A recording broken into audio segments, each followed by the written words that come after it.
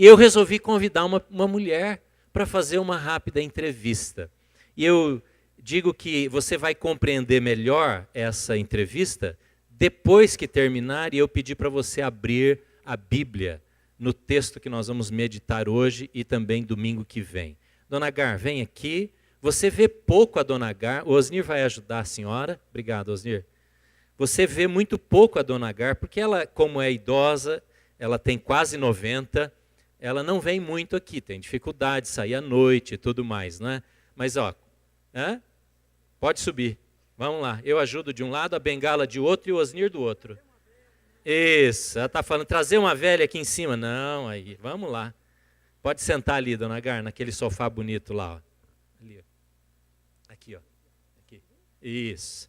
Vamos fazer de conta que nós estamos na casa da senhora. Isso, eu fui lá essa semana. Ela está dizendo...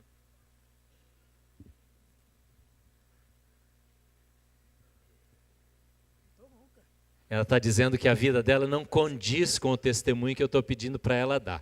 Mas eu vou fazer umas perguntas para ela, muito simples, nós já combinamos, não é nada surpresa, nada segredo para ela.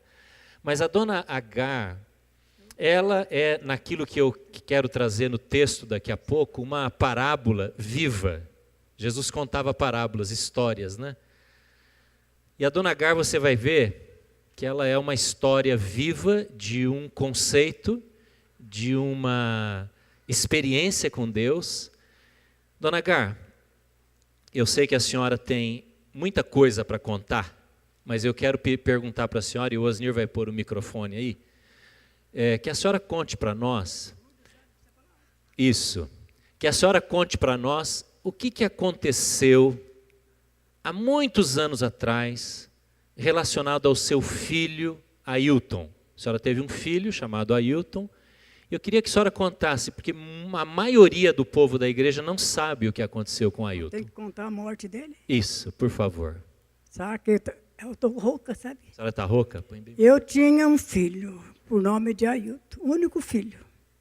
Era um filho muito bom, muito querido. Ele era daqui da igreja, aluno da escola dominical. Estudava. Mas ele era a pessoa predileta da minha vida. No dia 9 de janeiro de 1968, a minha mãe faleceu, com 80 anos. Já foi um choque.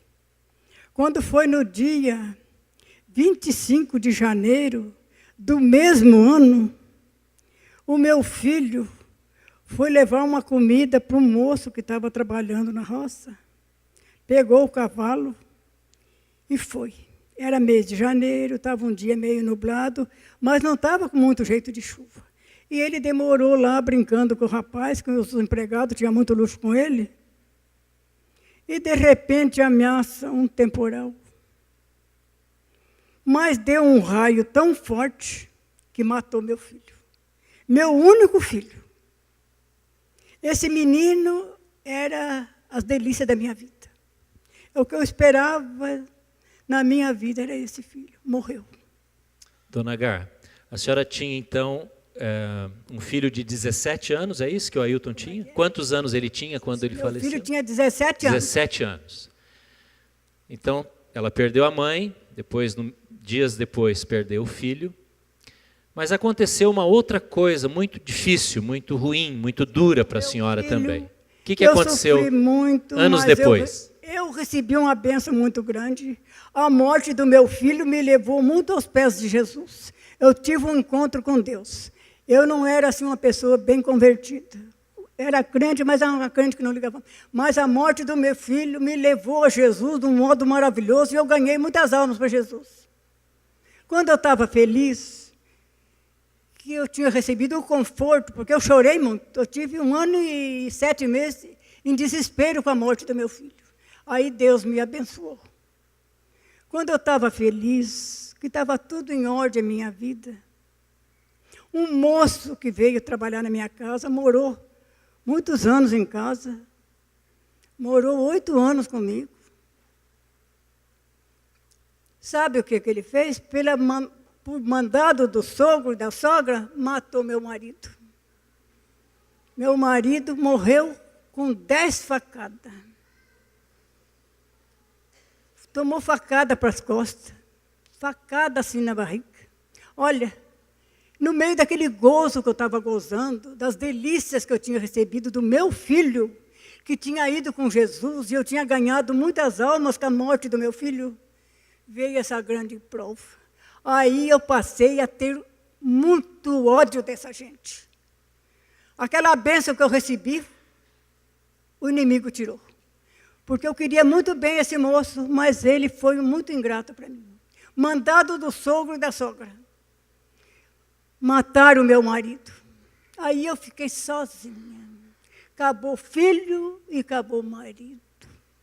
E eu fiquei completamente desnorteada. Quase que eu tiro a vida. No meio de tantas bênçãos que eu recebi da morte do meu filho, o inimigo me pegou de um jeito que, se eu não fosse muita oração de muitos irmãos, eu tinha suicidado. Porque a coisa foi muito feia. Eu enfrentei esse moço com a faca na mão. Eu não morri, porque Jesus me guardou. Eu sou uma pessoa que eu tenho uma experiência real com Jesus.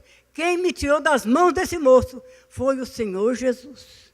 Jesus é o meu melhor amigo, Ele é o meu salvador, Ele esteve presente na hora da morte do meu filho e esteve também presente quando eu passei por essas provas. Mas essas provas não saíram muito depressa, não. Eu sofri demais. Mas também eu passei depois a ter uma experiência com Jesus. Dona Agar, deixa eu interromper a senhora. A senhora me contou, já várias vezes, essa semana novamente, que Deus precisou trabalhar de uma maneira muito especial no seu coração para tirar uma coisa que estava guardada lá dentro, que era a mágoa, a amargura. Como é que foi isso? Quando é que aconteceu essa cura de Deus na senhora? Eu tive que fazer uma entrega total para Jesus. Se não fosse Jesus, meu povo, eu tinha suicidado. E o que aconteceu? Como é que foi aquele... Jesus limpou meu coração. Jesus fez uma limpeza na minha vida. Eu sou uma pessoa que tem uma experiência real com o meu Jesus. Ele é o melhor amigo da minha vida. Fiquei sem meu marido, fiquei sem meu filho, com morte tudo trágica, mas não fiquei sem Jesus Cristo. Jesus é o melhor amigo da minha vida. Constantemente Ele está me abençoando. Se não fosse Jesus, eu não estava aqui hoje. Eu vim aqui, pastor, pelo poder de Deus, que eu estou rouca. E como é que foi aquele culto que aconteceu? A senhora me contou essa semana, eu já sabia da história. Aquele culto que aconteceu, uma oração, que a senhora... Que alguém orou pela senhora e a senhora caiu. A igreja aqui orou muito por mim. Teve muitos pastores a meu favor. Pastor Paulo foi muito bom. Pastor Lutero foi muito bom. Pastor Osmar foi muito bom para mim. Mas eu guardava aquela mágoa. Não tinha conserto a minha vida. Olha, para falar bem a verdade, a minha vontade era matar aquele moço. O inimigo pegou eu de um tanto que eu quase que fui para o inferno. Olha, a gente precisa afirmar a fé em Jesus, porque o inimigo derruba a gente. Aí veio um pastor aqui da Donep. Pastor Douglas, para quem é mais antigo Douglas, aqui da igreja. Mas olha, esse homem falava diretamente para mim. Eu não conhecia ele. Se não me engano, foi um Arlindo Monoeira que trouxe. Esse moço falava, pregava muito bonito, mas ele resumia o sermão dele no perdão. Quem não perdoa não recebe Jesus no coração. Não é salvo porque guarda mágoa. Um coração de mágoa, Jesus não aceita. Aquilo me doía. Eu falei, meu Deus, eu não gosto desse povo. Eu quero ver esse povo sumido da minha frente. Eu sofri demais. Mas esse homem foi orando. Todo dia ele falava. Quem não perdoa, ele ficou de sexta até domingo. E fazia trabalho também assim na volta do dia, às 3 horas. Todas as mensagens dele resumia no perdão. Aí eu pedi para Deus, meu Deus, Jesus Cristo poderoso, tem misericórdia de mim. Tira esse ódio que eu tenho dessa gente do coração. Eu vou para o inferno por causa desse povo. Eu matava essa gente. Eu vivia assim com vontade de atirar neles. Eu sofri demais, gente. A pessoa na mão do inimigo é um joguete na mão do diabo, sofre demais. Se alguém tem algum ódio, limpa o coração, porque o diabo é feio. E aí, Jesus limpou meu coração no sermão desse homem. No último dia, ele falou, eu vou ungir o povo. Quem quiser ficar aqui para ser ungido, fica. Quem não quiser, pode ir embora. E eu falei, eu vou assistir todo o trabalho desse homem, porque está fazendo muito bem para mim. Porque senão o inimigo vai dar conta da minha vida. E eu não quero ir para o inferno. E esse homem pregou lindo. Mais uma mensagem de amor. Olha, foi uma inspiração divina. E aí chegou a hora da unção. Aquela fila enorme de gente para ser ungido. Muitos foram embora. Eu falei, eu não vou perder nada. Tudo desse pastor eu vou pegar. Porque eu preciso ficar livre do demônio. O demônio estava querendo acabar com a minha vida. Eu sofri demais. Soldado do marido, soldado do filho e o Satanás me atormentando. Gente, é horrível a tormenta do diabo. A pessoa precisa muito de Jesus. É a única coisa que cura a nossa vida é Jesus Cristo. Amém. Só Jesus. Amém. Sem Jesus não há remissão de pecado. Amém. E eu fiz uma entrega total da minha vida. E esse homem chegou na minha hora. Eu cheguei na frente. Estava o Vasconcelos junto. No final da fila. Eu queria ouvir a oração do homem, do pastor Douglas, mas não pude ouvir. Ele pegou, me ungiu e pôs a mão na minha cabeça. Quando ele pôs a mão na minha cabeça, que começou a orar, eu montei no solo assim, que nem um trapo, mas caí largado. Aí ele e o Vasconcelos me pegaram, puseram no banco, e ele falou para o Vasconcelos, ministra ela aí, que eu vou acabar de ungir o povo. Eu sarei com a oração deste pastor. Eu tive um encontro novamente com Jesus Cristo. Porque na morte do meu filho, eu tive um encontro com Jesus. E na morte do marido, a coisa ficou feia. Eu dei lugar para o inimigo. Mas depois Jesus me salvou. Jesus me deu paz. Jesus me curou. Hoje eu sou uma pessoa que não tenho mágoa de ninguém. Esse povo, os dois já morreram. Um não sei para onde que está. Deus que salve eles, que leva eles para o céu, para onde eles quiserem ir. Amém. Eu não guardo raiva deles. Amém. Vamos aplaudir a Dona Agar. Obrigado, Dona Agar. Muito obrigado. Ótimo. Excelente. Parabéns, excelente. Foi ótimo. O Osnir vai levar a senhora de volta.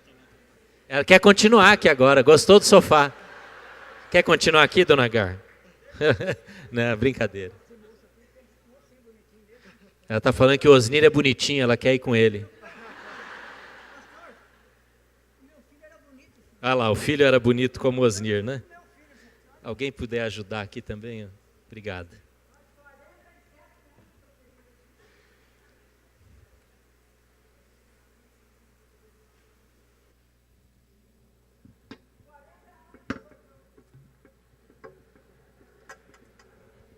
Vocês ouviram aí? 47 anos que o filho faleceu e 40 anos que o marido faleceu. Isso. 40 anos viúva, 47 sem o filho. Você já ouviu alguém dizer assim? Eu espero que você não tenha dito isso, pelo menos depois que você conheceu Jesus. Mas alguém já deve ter dito para você, ou você antes de conhecer Jesus, ou eu não deveria ter nem tirado meu pé da cama hoje. Já ouviu alguém falar isso? Parece que eu acordei com o pé, levantei com o pé esquerdo. Parece que hoje não era o dia para mim. Já ouviu assim? Comentários desse tipo que revelam uma insatisfação que vem de alguma situação na vida. Pior do que está, não pode ficar. Muitas pessoas falam isso. parece que as coisas só estão piorando na minha vida. E aí as pessoas entram num dilema, que talvez você já tenha entrado também, que é a seguinte, especialmente aquelas pessoas que confessam crer em Deus e crer num Deus misericordioso, que é a seguinte, esse é o dilema. Se Deus ama, Ele não deveria deixar a gente sofrer. E a outra frase que combina com essa é que se Deus deixa sofrer, é porque Ele não é amoroso. Então, de duas uma, aqueles que olham para essa declaração que há um Deus do céu que é cheio de amor, então se Ele ama, Ele não deveria deixar sofrer. Como é que um Deus todo-poderoso pode deixar alguém sofrer? Ou então, se Ele deixa alguém sofrer, como sua criatura, Ele, na verdade, não é amoroso. Então, biografias são ótimas.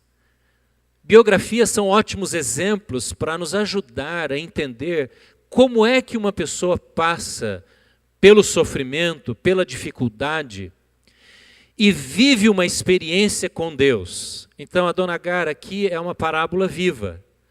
E certamente muitas outras pessoas aqui, muitos de nós, poderíamos dar testemunho e falar daquilo que Deus já fez na sua vida, e você veria que também a atuação de Deus, a ação do Espírito Santo renovando você e ajudando você a passar pelo vale difícil, escuro da vida, que a vida traz. Eu quero ler com você então, no boletim não está o texto aí, é proposital, você pode olhar nas perguntas da célula, não está aí o texto, mas o texto que nós vamos ler hoje e domingo que vem é o livro de Ruth. Ruth. O livro de Ruth está incrustado lá no Antigo Testamento, depois de Juízes, Josué, aí Juízes, e aí vem Ruth. O livro de Ruth começa assim, na época dos, diga comigo, na época dos juízos, na época dos juízes, na época dos juízes. Então, para entender o livro de Ruth, você precisa situar essa história dentro de uma época bíblica chamada época dos juízes. Esta época, ela aconteceu entre a chegada do povo do Egito para a Terra Prometida até a instituição dos reis. E o primeiro rei foi? Qual foi o primeiro rei? Isso. Então, nesse período, entre a chegada do povo na Terra Prometida e a instituição da monarquia, aconteceu um período chamado Tempo dos Juízes. Agora, guarde aí o primeiro capítulo de Ruth, marque isso aqui e vá lá para o texto de Juízes, porque para entender Ruth nós precisamos entender Juízes. Olha o que está acontecendo. Volte algumas páginas lá para o começo de Juízes, que é o livro anterior. O livro dos Juízes, que é o livro anterior a Ruth, descreve o que estava acontecendo em Israel naquele tempo. Olhe comigo o capítulo 2. Capítulo 2. Veja só a situação. Eu vou ler do versículo 7 em diante. Versículo 7. O povo prestou culto, eu estou no capítulo 2 de Juízes, versículo 7. O povo prestou culto ao Senhor durante toda a vida de Josué e dos líderes que sobreviveram a Josué e que tinham visto todos os grandes feitos do Senhor em favor de Israel. Josué, filho de Num, servo do Senhor, morreu com a idade de quantos anos? 110 anos. Então, o sucessor de Moisés, Josué, agora já está morto. Foi sepultado na terra da sua herança, em Timnat-Heres, no monte de Efraim, ao norte do monte Gaás. Depois de toda aquela geração, foi reunida a seus antepassados, surgiu uma nova geração que não conhecia o Senhor e o que ele havia feito por Israel. Então os israelitas fizeram o que o Senhor reprova e prestaram culto aos Baalins. Abandonaram o Senhor, o Deus dos seus antepassados, que havia tirado do Egito, e seguiram e adoraram vários deuses dos povos em seu redor, provocando a ira do Senhor. Abandonaram o Senhor e prestaram culto a Baal e a Astarote. A ira do Senhor se acendeu contra Israel e ele os entregou nas mãos de invasores que os saquearam.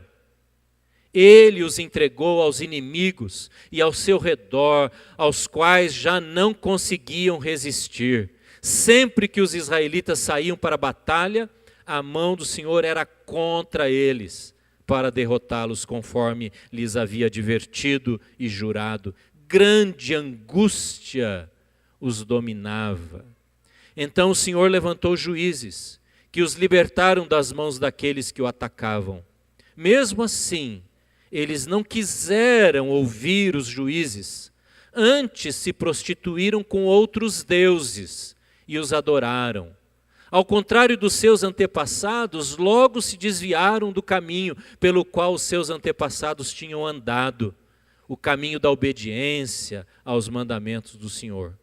Sempre que o Senhor estava com o juiz e os salvava, sempre que o Senhor lhes levantava um juiz, ele estava com o juiz e o salvava das mãos dos seus inimigos, enquanto o juiz vivia, pois o Senhor tinha misericórdia por causa dos gemidos deles diante daqueles que os oprimiam e os afligiam.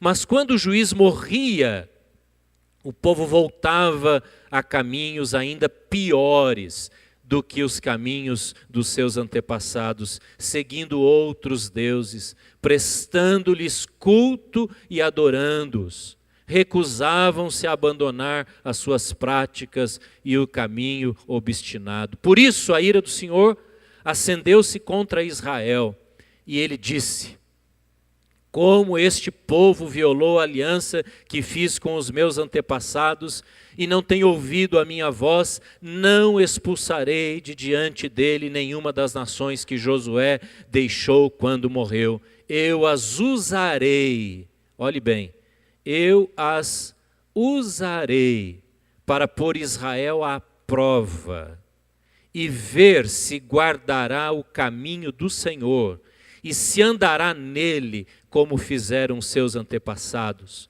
O Senhor havia permitido, o quê? Permitido que essas nações permanecessem, não as expulsou de imediato e não as entregou nas mãos de Josué. Duas características muito presentes naquele tempo, após a morte de Josué. A primeira, a influência da cosmovisão, da cultura religiosa especialmente, sobre a nação de Israel. Eles estavam sendo tremendamente influenciados pelos valores da sociedade daqueles dias. A cultura religiosa, a presença dos deuses pagãos, dos deuses dos povos, e aí poderíamos fazer uma longa análise do que significavam e do que pleiteavam os deuses daqueles povos que já habitavam na terra prometida, e nós vamos ver que rejeitam todos eles a existência de um Deus todo-poderoso, Criador dos céus e da terra, Yahweh, Jeová, que era a mensagem que Moisés primeiro, depois Josué proclamou ao povo. A sociedade israelita estava influenciada pelas novelas, poderíamos dizer assim, pelos filmes de Hollywood que aconteciam lá naquele tempo, pela literatura, pelas músicas, pelas festas, pelo tradicionalismo religioso, pelos casamentos misturados com pessoas de outros povos. Então, a nação de Israel estava sendo bombardeada por estas influências. Então, os juízes eram levantados para combater, direcionar, ajudar, liderar guerra. Mas quando morria, até surgia um outro, não era uma sucessão natural, as coisas iam de mal a pior. Outra coisa que acontecia, além desta influência, é que era um compromisso do povo de Israel pela metade. Sabe como Jesus diz, não se pode servir a dois senhores? O povo queria agradar a Deus, o Deus que os havia tirado do Egito, mas também queria estar bem com a vizinhança. Queria também falar a mesma língua e queria participar das mesmas festas, visitar os templos, comer as comidas consagradas e sacrificadas. E assim caminhava o povo de Israel. Eles não limparam os deuses desses povos do arraial, isto é, da congregação, dos seus lares. Conforme iam se casando, os deuses desses povos iam entrando nas famílias. E eles passavam então a adorar o Deus de Israel, o Deus de Moisés, o Deus dos patriarcas, mas também adorar os Baalins, ou esses deuses que tinham seus monumentos espalhados naquela região toda. Lembre-se que toda aquela região já era povoada, e eles tinham os seus altares, os seus templos, e Israel então passou a conviver com isso sem problema nenhum. O livro de Ruth, agora indo lá para o livro de Ruth, é um livro para as mulheres. Nós homens temos muito que aprender com essas mulheres, mas é um livro essencialmente feminino, até o finalzinho. Nesse livro, homem não fala, só no finalzinho, só mulher que fala. Nem Deus fala, só mulher que fala. Alguém já podia dizer, bom, quando a mulher está falando, ninguém consegue falar, não é? Mas é um livro de experiência feminina. É a maneira de duas mulheres, é a história de duas mulheres que vão contar esta novela que na verdade foi tremendamente marcada pela tragédia, pela dor. O tema que eu quero dar para esse livro hoje e domingo que vem é a mulher que confiou em Deus quando parecia impossível. A mulher que confiou em Deus quando parecia impossível. Olhe lá para o livro de Ruth, eu quero ler os primeiros versículos apenas. Na época dos juízes, houve fome na terra. Um homem de Belém de Judá, com a mulher e os 2 filhos, foi viver por algum tempo nas terras de Moabe. O homem chamava-se Elimeleque, sua mulher Noemi e os seus 2 filhos Malom e Quilion. Eram efrateus de Belém de Judá. Chegaram a Moabe e lá ficaram. Morreu Elimeleque, marido de Noemi, e ela ficou sozinha com seus 2 filhos. Eles se casaram com mulheres moabitas, uma chamada Orfã e a outra Ruth. Depois de terem morado lá por quase 10 anos, morreram também Malom e Quilion. E Noemi ficou sozinha, sem os seus 2 filhos e sem o seu marido. É assim que começa essa história.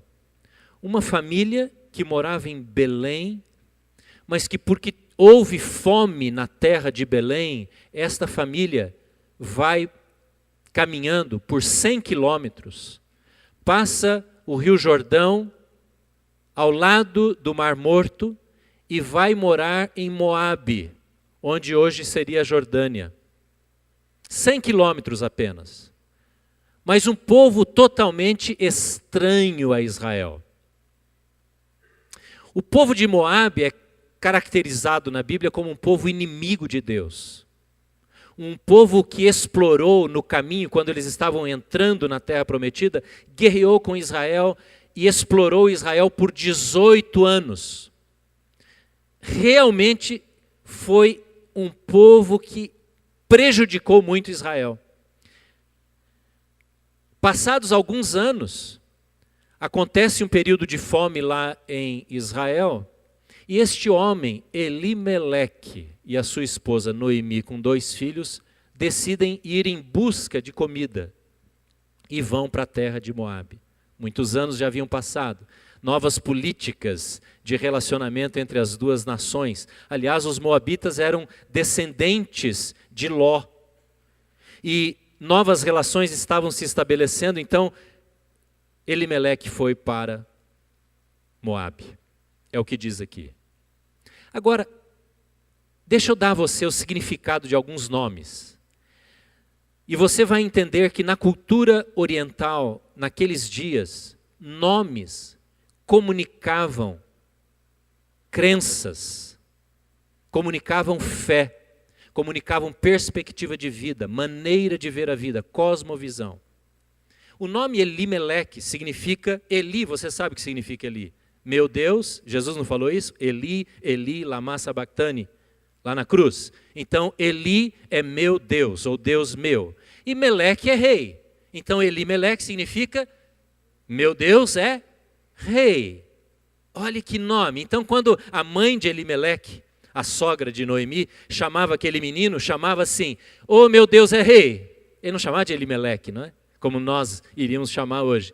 Mas o significado, quando ela usava essa palavra, era, meu Deus é rei, todo o tempo proclamando para aquele menino, meu Deus é rei, o nosso Deus é rei, Yahweh é rei, ele comanda todas as coisas, porque eles tinham acabado de sair da onde? Do Egito. Muitas experiências com Deus. Então aquele casal que põe o nome naquele menino de Elimeleque está declarando, meu Deus é rei. Você já pensou assim, você colocar o nome do seu filho, Deus seja louvado, glória a Deus. O povo de Israel dava esse tipo de nome para os seus filhos, porque eles queriam expressar. Quando você chama uma filha de Anne ou de Ana, você está querendo dizer, talvez você não saiba, mas você está querendo dizer graça de Deus, não é? Quando minha mãe e meu pai me deram o nome de Evandro, eles acho que não sabiam, não sei, até nunca perguntei para eles, mas o nome Evandro significa homem bom ou bênção. Acho que eles erraram no significado, né? Não era isso que eles queriam, mas eu acabei ganhando, né? Como é que é o significado do seu nome? Você sabe o significado do seu nome? Isso é uma boa pesquisa, não é? Elimeleque era Deus meu é rei. E Noemi? Qual o nome, o significado de Noemi? Alguém sabe? Abençoada. Já pensou o nome assim? Você chamar um filho de abençoado. A gente fala de abençoado quando está bravo com o filho. Ô seu abençoado, vem aqui. Na verdade está querendo dizer outra coisa, né? Mas os pais de Noemi dão este nome a ela, porque confiavam na bênção de Deus. Eles haviam acabado de chegar da terra do Egito. Eles expressavam isso. Mas a Bíblia diz que o tempo dos juízes era um tempo instável. Uma hora eles estavam muito obedientes a Deus, porque o juiz era temente a Deus, e outra hora o juiz era muito ruim. Então, Elimeleque e Noemi nasceram num período em que o povo estava buscando a Deus, santificando, consagrando. Mas depois de um tempo, provavelmente, eu estou lendo a história do meu jeito aqui, pelos nomes. O que aconteceu é que esse casal foi se afastando de Deus. Foi deixando o primeiro amor. Isso acontece com muitos hoje em dia. Depois de uma grande experiência, por exemplo, de um congresso de mulheres, as mulheres foram abençoadas esse final de semana aqui? Digam amém. Não é? Ou uma outra situação qualquer. A gente vê a mão de Deus respondendo uma oração, fazendo uma obra na nossa vida, dando uma bênção para nós, e aquilo que era bênção passa a ser motivo de queixa. E a gente começa a tropeçar logo no dia seguinte, esquece daquilo que Deus fez. Sabe como é que Elimeleque e Noemi chamaram os filhos? Aí, ó, não pegue isso de sugestão. Quais eram os nomes dos 2 filhos de Elimeleque e Noemi? Malom e Quilion. Um significava doença e o outro significava fraqueza. Você já pensou? Por que um homem que se chama Meu Deus é Rei, e uma mulher que se chama Abençoada, põe o nome de um filho de doente. Ô seu doente, vem aqui. Ô seu praguejado, seu fraco, seu imprestável. Tem pai que põe o nome do filho de João, Pedro, Rocha, não é? Põe o nome da filha de Ana, mas a hora que vai se dirigir a ela, vai, ô sua sem vergonha, seu moleque, você não vai dar nada na vida, você é um imprestável, eu te odeio. Ou coisas desse tipo. Veja como é que estava a fé e a vida com Deus de Elimeleque e a sua esposa Noemi quando deram nome para um filho. Como é que eles estavam sendo dominados pela circunstância. E pior que isso, onde é que eles moravam? Uma cidade muito conhecida de quem sabe a história de Jesus. Onde eles moravam? Está aí no texto, não é? Em Belém. O que significa Belém? Casa do pão, padaria. Belém é padaria. Quando você for a Portugal, tem lá os pastéis de Belém. Os pastéis da padaria. Não é? O pão docinho da padaria. É um ótimo nome para padaria. Padaria Belém. Casa do pão. Mas acontece que falta pão na casa do pão. Olha a situação que estava Israel. Faltava pão na casa do pão. Que ironia. Que coisa paradoxal, não é? Mas ao invés deles buscarem a Deus e se voltarem para Deus e não contra Deus, eles decidem ir a Moabe. Sabe o que significa Moabe? Lugar de pôr lixo. Lixeira. Sabe, Moabe era uma palavra usada para aquela bacia que as pessoas lavavam os pés, sabe? Põe os pés aqui dentro da bacia, lava o pé. Aquela bacia que recebia a sujeira dos pés chamava Moabe. Então eles deixam a casa de pão e vão para o lugar do lixo, o lugar da sujeira. Veja como esses nomes contam a história de uma pessoa, desta família. E eles vão para um lugar, com certeza, sem a direção de Deus. Porque Deus havia estabelecido um relacionamento claro entre Israel e os moabitas. Tinham vários povos em volta. Quando você for olhar o seu mapa bíblico, aí na capa da sua Bíblia, nas primeiras ou últimas páginas, você vai ver que Moabe ficava ao lado, olhando o mapa à direita do Mar Morto. Israel e Belém ficavam à esquerda do Mar Morto. Bem próximo, mas havia uma separação, como tem que haver entre nós e aquilo que é contra o senhorio de Jesus. Pois foi lá que Elimeleque foi buscar solução para a sua família. Onde é o primeiro conselho? De onde sai o primeiro conselho para você? Quando você está passando por um problema, por uma dor. Quais são as primeiras vozes que você permite que entrem no seu coração? De onde vêm as primeiras orientações? Eu ouvi uma vez uma frase sobre amizade. E a gente fala tão bem de amizade, é tão bom ter amigos, né? Mas essa frase dizia um pouco diferente. Dizia assim: cuidado com os seus amigos quando eles te derem conselho. Porque às vezes os amigos só querem que você se sinta bem. Muito mais preocupados com o seu bem-estar do que com você seguir as orientações do Senhor na sua vida. Então, às vezes, esses amigos não vão repreendê-lo na palavra de Deus, e ela é útil para nos corrigir, porque eles querem nos ver bem. Então, às vezes, ao compartilhar uma mágoa, ao compartilhar um drama, como nós ouvimos aqui a dona Agar falar agora há pouco, os nossos amigos dizem, realmente, olha, aquela pessoa espizinhou você, traiu você, é uma traíra mesmo. E aí, ao invés de levar você para a obediência ao Senhor Jesus, apenas quer alimentar e vai alimentar o seu coração enganoso. Não é verdade que isso acontece? E Elimeleque vai então para aquela terra de Moabe. E lá acontecem 3 tragédias. Ele morre e os seus 2 filhos morrem. Então, a morte do pai, a morte do filho mais velho e depois a morte do filho mais novo. Mas estes jovens, antes de morrerem, haviam se casado. E quando a morte vem para eles, estão ali 3 viúvas agora, Noemi e 2 jovens moabitas, Orfa e Ruth. E Noemi se dirige a elas e diz a elas: vocês são muito jovens, eu não vou poder gerar outros filhos, porque essa era a lei de Israel.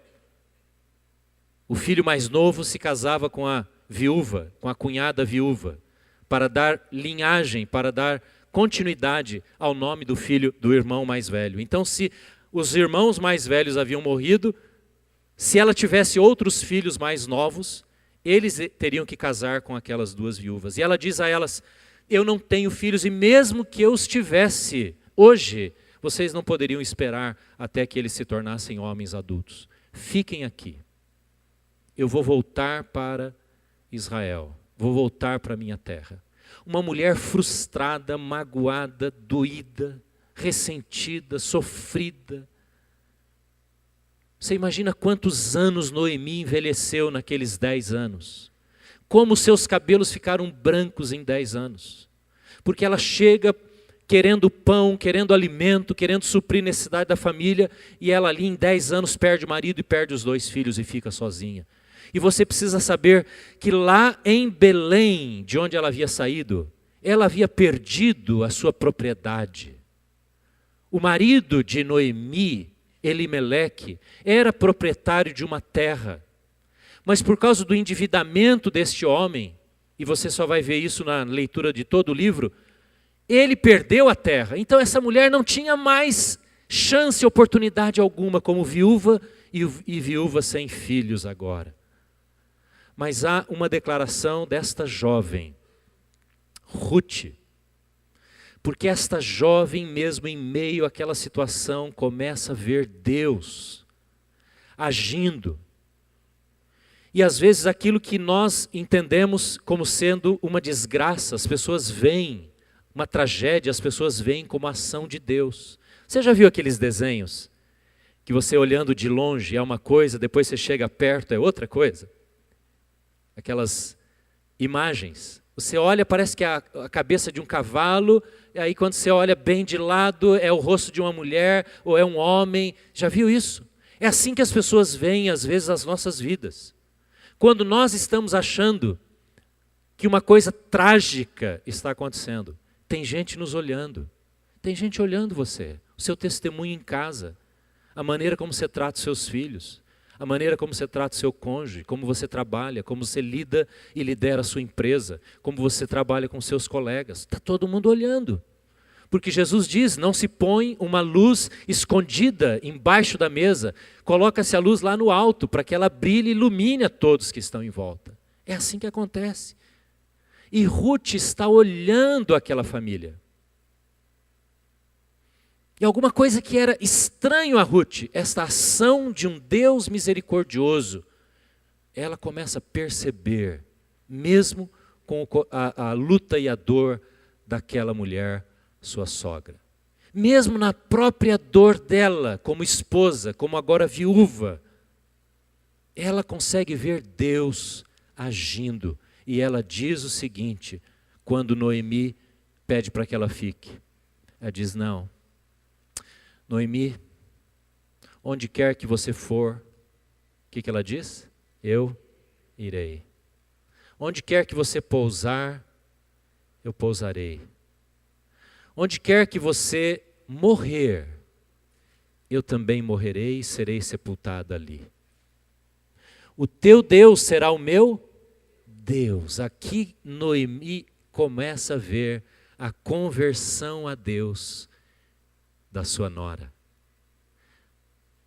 Mesmo em meio à dor, nós podemos ser usados por Deus. Eu sei que tem gente aqui que tem passado por muita luta, muita dor, muita dificuldade, dias escuros, tensos. Mas as pessoas estão olhando e gente está sendo abençoada e Deus está usando a dificuldade e a dor para consolar outras pessoas, trabalhar na vida de outras pessoas. E Ruth diz para Noemi: o teu Deus será o meu Deus.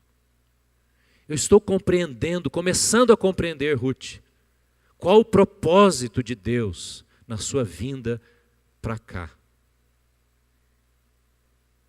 Veja como Deus é especial em trabalhar nessas situações. Noemi volta. Olhe comigo para um texto, já caminhando para o fim aqui no capítulo 2.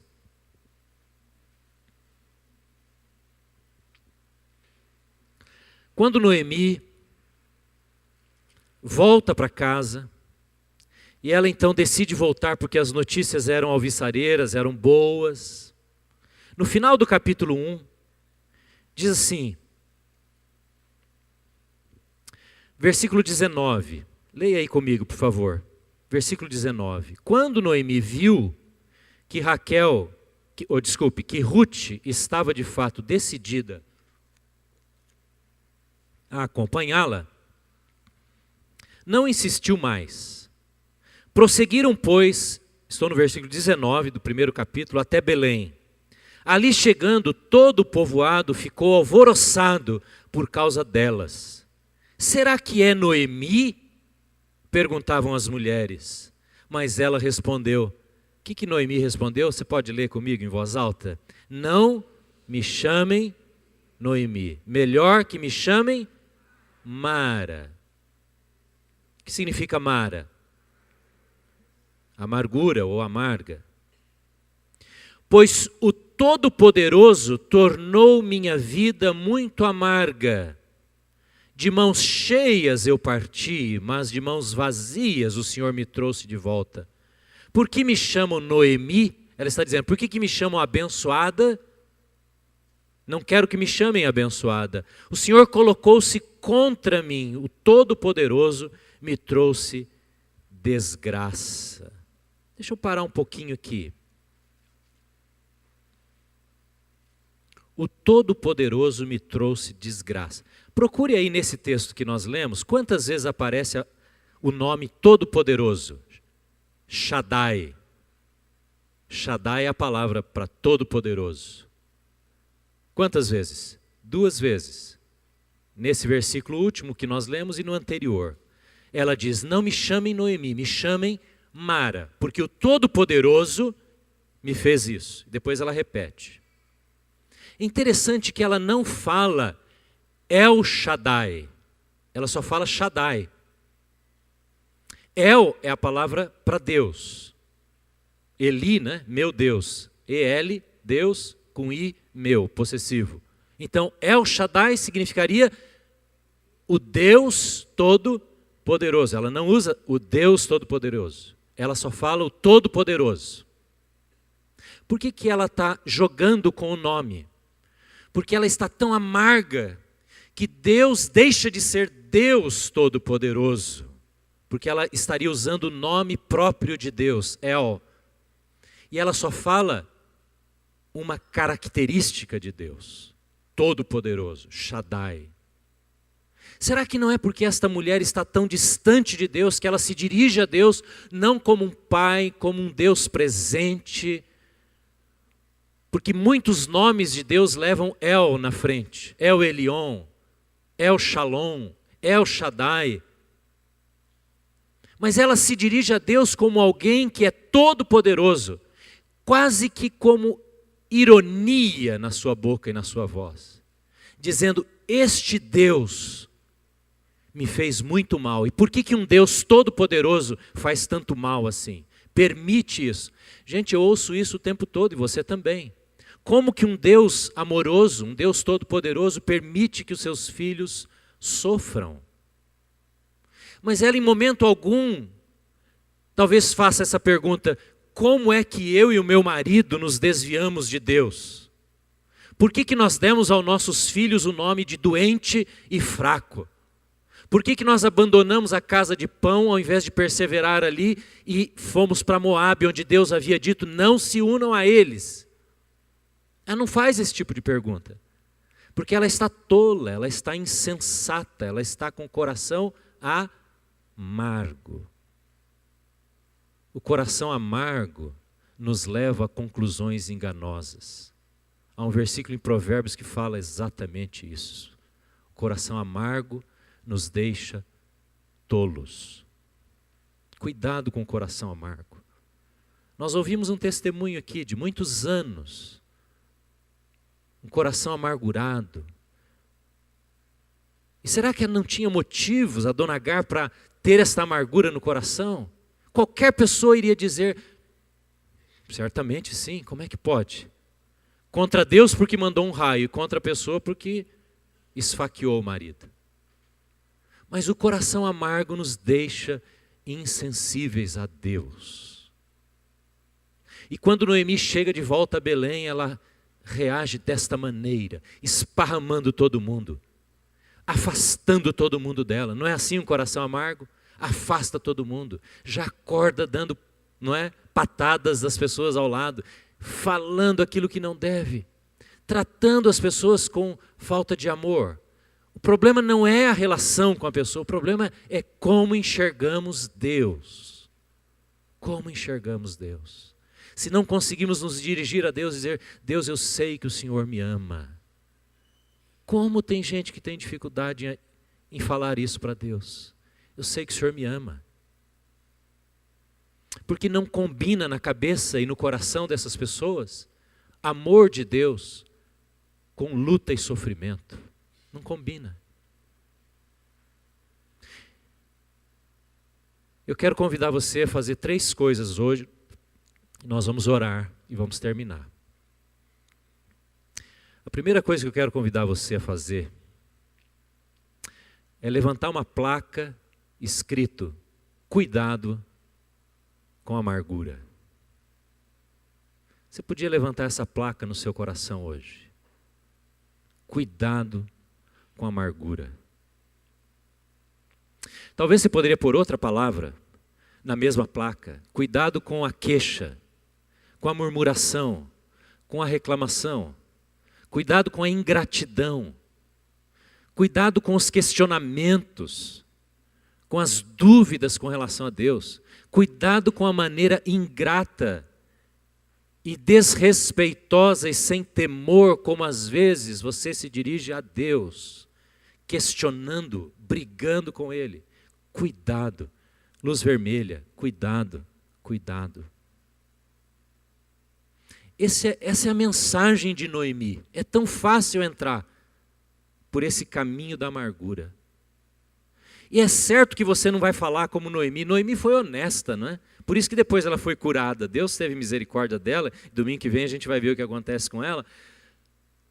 Porque ela foi honesta. Ela falou para todo mundo, não me chamem de Noemi, eu não quero ser chamada de abençoada.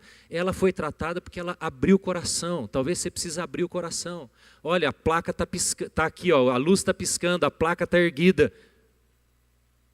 Fale com alguém, vá lá na sua célula e compartilhe isso com alguém. Diga, olha, eu não estou bem, eu estou passando uma fase muito difícil, dias difíceis. Preciso que você ore por mim. As coisas estão me comprimindo, me apertando. Meu coração está ficando angustiado.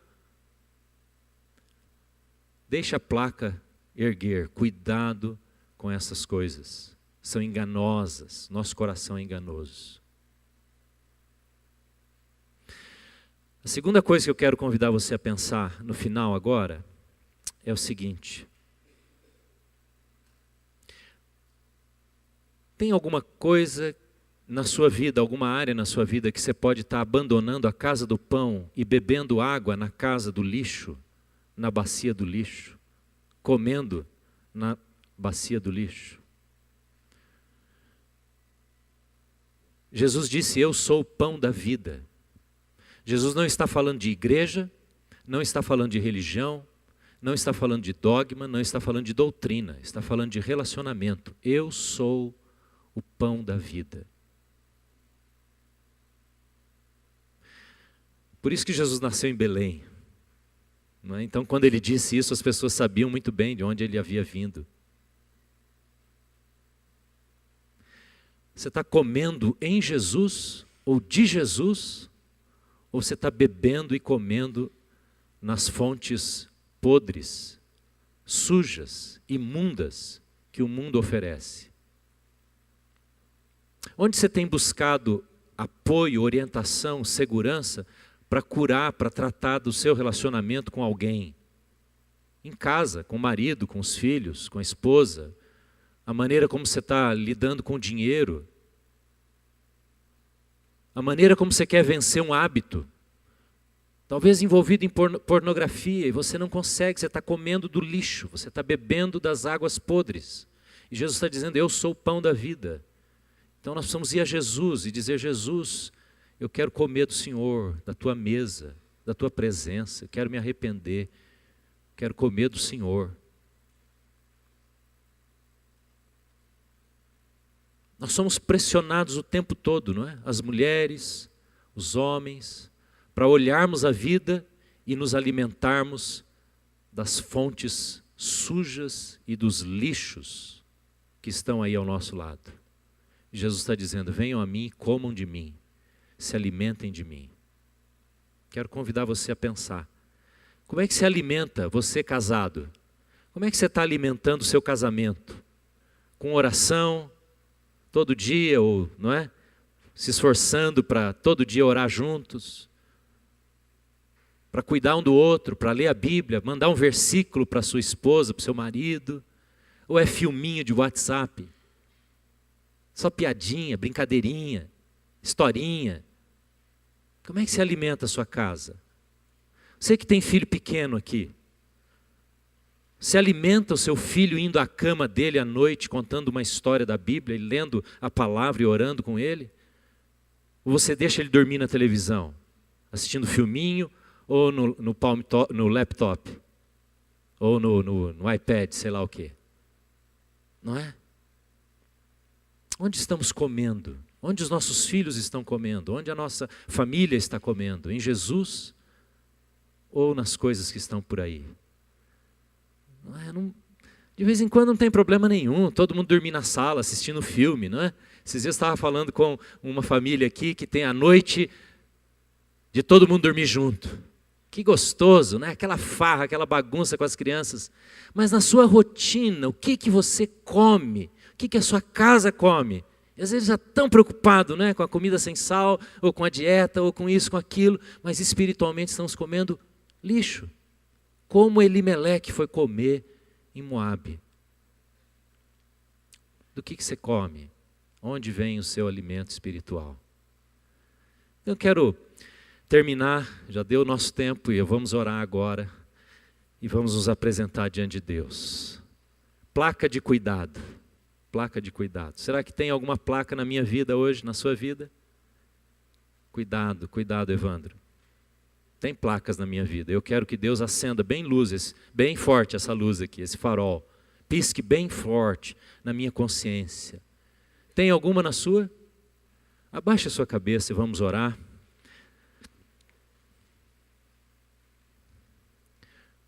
De onde está vindo o nosso alimento?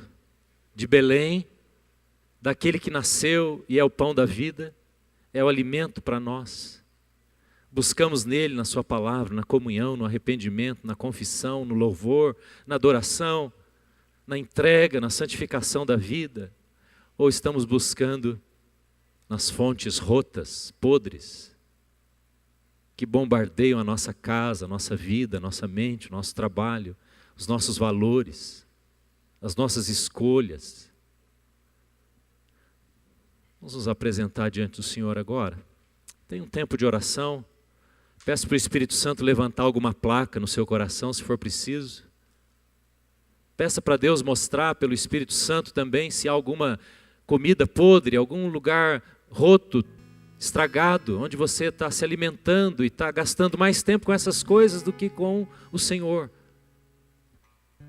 com o relacionamento com Ele. mais tempo na internet, mais tempo em qualquer outra coisa, no lazer, na televisão, no descanso, no bate-papo, do que com o Senhor. Peça para Ele mostrar você e atrair o seu coração para Ele. Volta para Belém, não é? Volta para Belém. Noemi não sabia, mas tinha uma bênção enorme esperando por ela em Belém, com a sua nora Ruth. Vamos voltar para Belém, vamos dizer: Senhor, quero voltar, quero comer do teu pão, do pão vivo que desceu do céu. Se você quer orar agora e quer se colocar diante de Deus, convido você a se levantar. Se alguma placa se levantou na sua mente, no seu coração, não recuse a voz do Espírito. Tome uma decisão. Não vou chamar você aqui à frente, mas quero dar a oportunidade para você demonstrar isso de alguma maneira. Então eu quero convidar você a ficar em pé. Se você quer voltar para o Senhor e confiar mais nele, deixar de sair de Belém, onde tem provisão, onde tem pão, onde tem vida, tem alegria, quero convidar você a ficar em pé também. Você é crente há muito tempo, como Elimeleque. Você é abençoado, membro da igreja, batizado, participa no ministério, mas as coisas não estão boas na sua comunhão com o Senhor. Volta para Belém. Vamos ficar em pé e vamos, aqueles que desejam, para orar juntos aqui. Vamos pedir renovação para o Senhor, para o Espírito de Deus.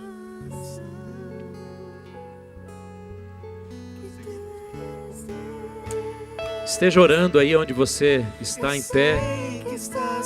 Ouça essa canção, esse hino. Eu sei que estás comigo. Eu sei que não me deixas sozinho em minhas lutas.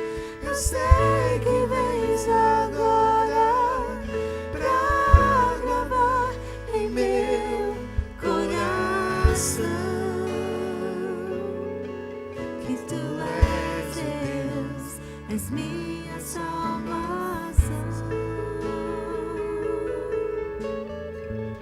Ó Deus, Pai, nós queremos confessar ao Senhor agora que nosso coração é tão tendencioso a sairmos de Belém, sairmos da Tua presença, debaixo da Tua mão, e como um filho pródigo se afasta do Pai, nós também somos tão tendenciosos, Senhor,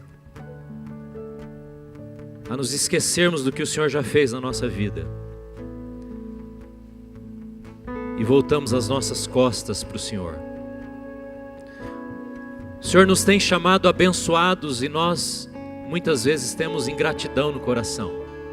Olhamos para o que falta e não para o que temos. Olhamos para as respostas de oração que ainda não vieram do que para aquelas tantas que já nos alcançaram. E nós queremos nos arrepender nesta noite. Queremos colocar, Senhor, os nossos olhos de novo em Ti, Pai. E saber que o valor da nossa vida não está nos bens que possuímos, nas conquistas, nas bênçãos, mas está no fato de que o Senhor nos ama e podemos confiar neste Teu amor. Deus, nós queremos ser chamados de volta para a Tua presença. Queremos ser levados de volta para a comunhão com o Senhor Jesus, o nosso pão que alimenta a alma, que sacia as angústias mais interiores, mais presentes do nosso ser, as nossas saudades, os nossos temores. Ele é quem visita as nossas dúvidas. E nós queremos, ó Deus, nos voltar para Jesus e dizer: vem Senhor, governa, dirige, comanda a nossa vida, Pai. Nós queremos Te pedir, Deus, tem misericórdia de nós. Rejeitamos em nome de Jesus toda fonte maligna, carnal, mundana, pecaminosa, da qual temos nos alimentado, Senhor. Quantas influências têm mudado a nossa maneira de orar, de pensar, de gastar o tempo, de conviver em casa. de rir. Deus, quantas coisas que vão minando o nosso coração, vão destruindo aos poucos o nosso alicerce. Nós nos arrependemos agora e pedimos a Deus que o Teu Espírito nos convença, nos mostre. Fale conosco, fale, Senhor, fala mesmo conosco, fala comigo, com cada pessoa que se coloca na Tua presença agora. E faz essa obra de mudança. Queremos ver, ó Deus, como o Senhor está nos agindo em nós mesmo nas perdas, nas dificuldades, como o Senhor agiu na vida de Ruth, na vida de Noemi. Nós somos abençoados pelo Senhor, reconhecemos isso. E nós oramos, Pai, nós oramos. Em nome de Jesus, e nos consagramos a Ti, declaramos para o Senhor que Te amamos e Te servimos. Aleluia.